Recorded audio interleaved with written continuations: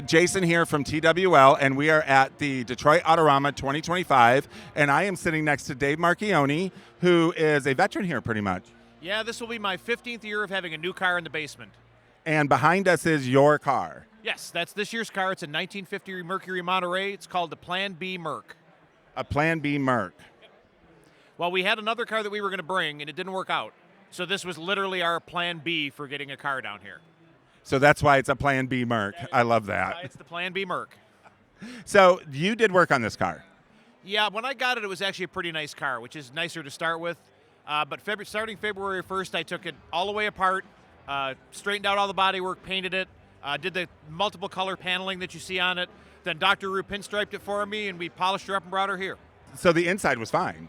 Yeah, the inside of the car was nice enough to show as it was. So we just, other than cleaning things and straightening up some of the lines, yeah, it was fine. Well, that's awesome. So 14 years, and out of the 14 years that you've been here, 14 different cars. Correct. Which one was your favorite? You know, I don't have favorites. Cars are transitional for me. I'm a car guy at my core, so I like a lot of different cars. I will say that I've wanted a 50 Mercury since I was in high school. In my high school locker, I had a picture of Richard Zoke's 50 Cool 50, which was the Mercury of the day. So when the opportunity came to buy this one, I took a chance, bought her out without even really seeing it. It came from Florida, you had mentioned earlier. Yeah, I broke all my rules of car. I bought it from a broker. I bought it without seeing it. I bought it without having somebody I know going to look at it. So it was kind of a wing and a prayer. I won't do it again because I know I've used up all my luck on this one because it's a really nice car. It is a beautiful car, and you're getting a lot of attention on it, too, because, I mean, you see other ones that look exactly like this Mercury, but this stands out because of the paint job. Really, the goal with the car was to make it like a late 50s period custom.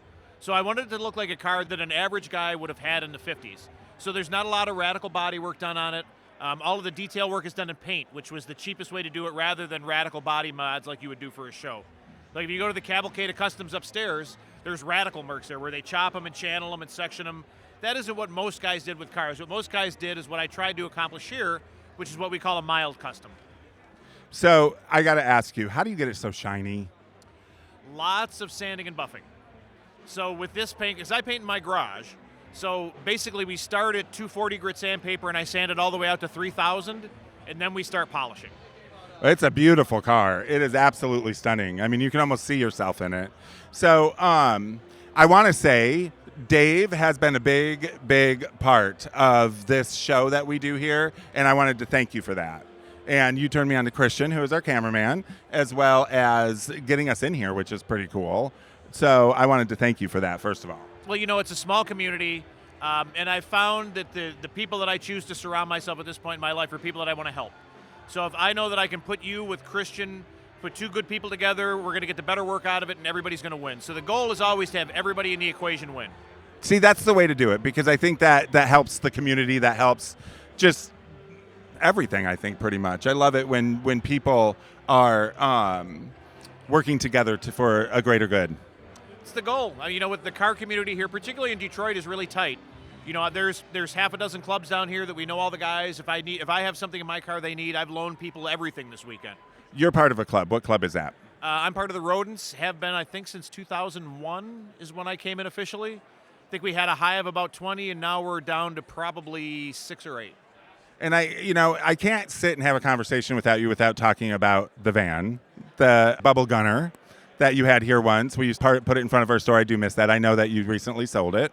I did, and actually, he was just here. The gentleman that owns it now was here about 10 minutes ago. Well, I wonder if he's still driving it around. So I sold it to a friend of his. He bought it from Boomer. They got in it. The first place they took it was a 1,000-mile trip all the way around Michigan. So they went up for the Tunnel of Trees. They went to St. Ignace. I actually messaged him through Facebook and said, hey, don't worry. We got that thing tuned up. She'll be good to go. Just keep an eye on these things. Him and his wife have an absolute blast in it. So as much as I miss her having her around, she's at a good home.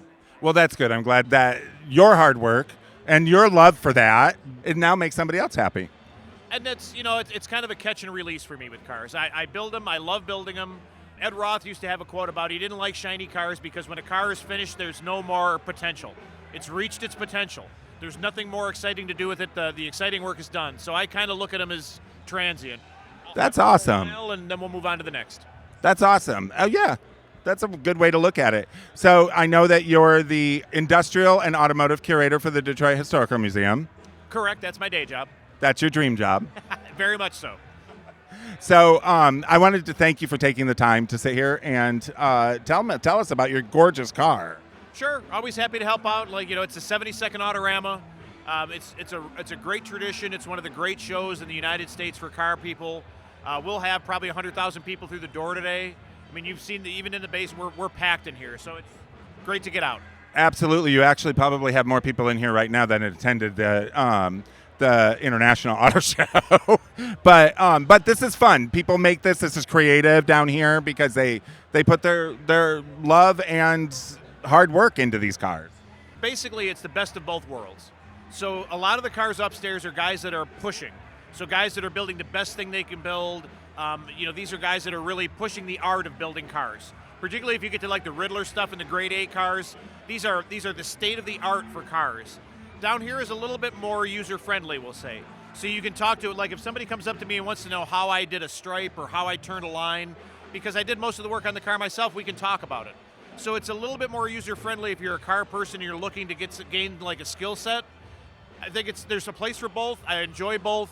But like I said, that's kind of the dichotomy of the difference between the basement and downstairs. So do you think you'll ever have a car upstairs? I've had cars upstairs, but they've always been customer cars. So cars that I work on for other people. I've had a bunch of people say that this car should have been upstairs. It's shiny enough. Well, for me, it's like I said, the basement's kind of my home. I feel comfortable down here. My friends are down here. So for me, for the big picture, it's more important to be down here with my friends than it is to be upstairs. I agree. I think that there's a different air when you go from up to down. I think down here it's more laid back, more almost homeschool creative. Yeah, I think it's a little bit more user-friendly. I think the people are a little bit more forgiving. And I mean, in defense of upstairs, if I had a $200,000 car, I wouldn't want people near it either. I mean, I have a $20,000 car, and I don't want people all the way near it because we've got stanchions. But yeah, I mean, it's a little bit different thing, but I think there's an equal place for both.